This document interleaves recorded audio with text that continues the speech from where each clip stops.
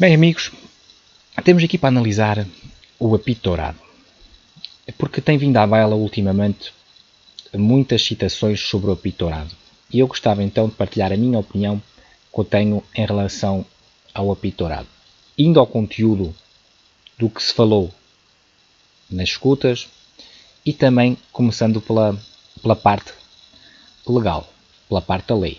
Então, muita gente associa isto a uma investigação policial. Não podia estar mais enganado, porque isto foi tudo menos uma investigação policial.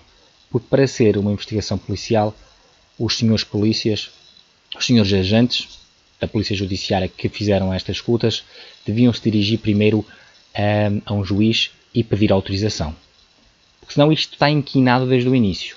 Porque o que é que levou aqueles polícias judiciários a fazerem gravações daquelas pessoas naquele determinado tempo e não a outras? Eu isto não chamo investigação, nem chamo polícias, chamo justiceiros. Pessoas que por algum motivo, por conta própria, decidiram iniciar escutas a determinadas pessoas e a outras não. Mas então, para não me centrar apenas na parte legal do caso do apito dourado, vamos à parte tão mediática, que é as frutas.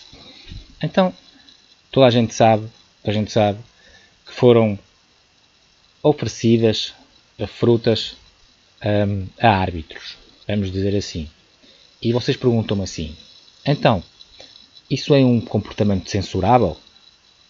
E eu digo assim, no ano 2017, sim, é uma oferta censurável, mas temos que nos situar no tempo. E na década de 90, inícios dos anos 2000, a realidade que se vivia era completamente diferente.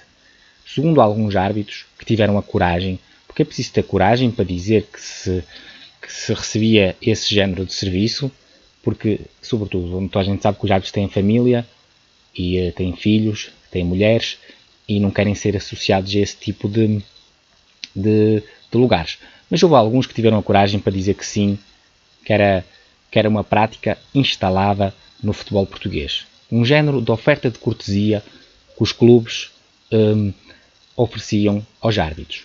Eu vou-vos deixar aqui um link do árbitro Jorge Croado a falar sobre este assunto. Podemos também encontrar outros exemplos pela internet, sobretudo de árbitros internacionais não ligados ao futebol português, que diziam o seguinte, que sempre que vinham a Portugal arbitrar um jogo europeu, fosse ele dos três grandes ou de outros clubes que tinham acesso à Europa, que era-lhes oferecido este género de serviço. Porque nós temos que pensar, o futebol é um lugar de homens. E os próprios homens têm evoluído. Na altura, ser másculo, e o futebol está ligado à masculinidade do homem, era estar ligado a senhoras, mostrar que se tinha certos recursos, isso era uma forma de mostrar a sua hombridade, porque é típico da época. Era a mesma coisa que se eu agora vou-vos dar um exemplo muito prático para vocês perceberem o meu raciocínio lógico e perceberem o que eu estou a tentar dizer em relação a isto. Imaginem, houve muitos pais, muitas mães, muitos avós que entravam em cafés, entravam em restaurantes e fumavam dentro dos restaurantes, fumavam dentro dos cafés.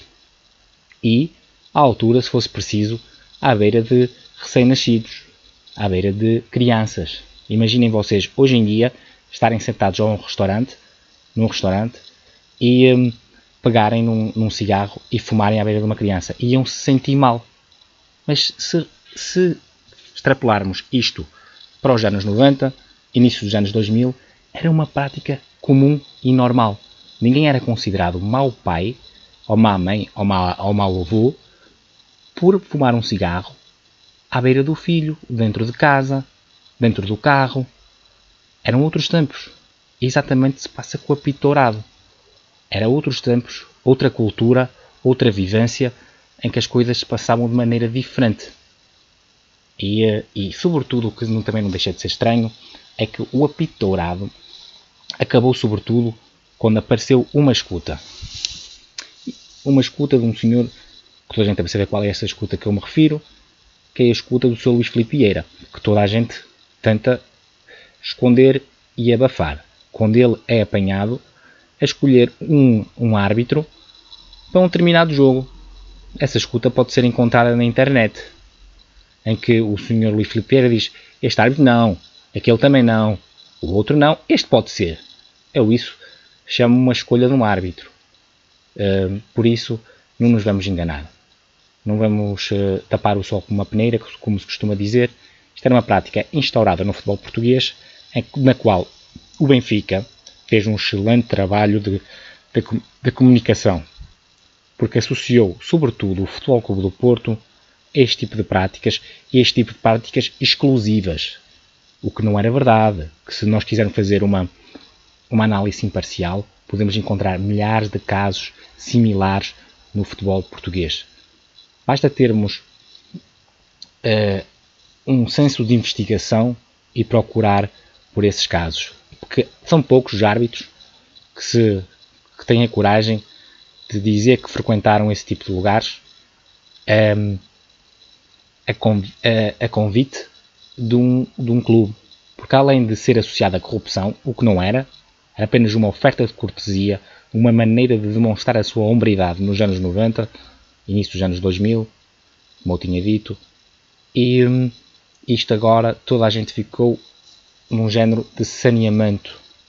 Ficaram todos com medo de ser associados a lugares desses, por serem associados à corrupção e também por terem uma família e terem filhos, e a imagem que passam não seria a melhor.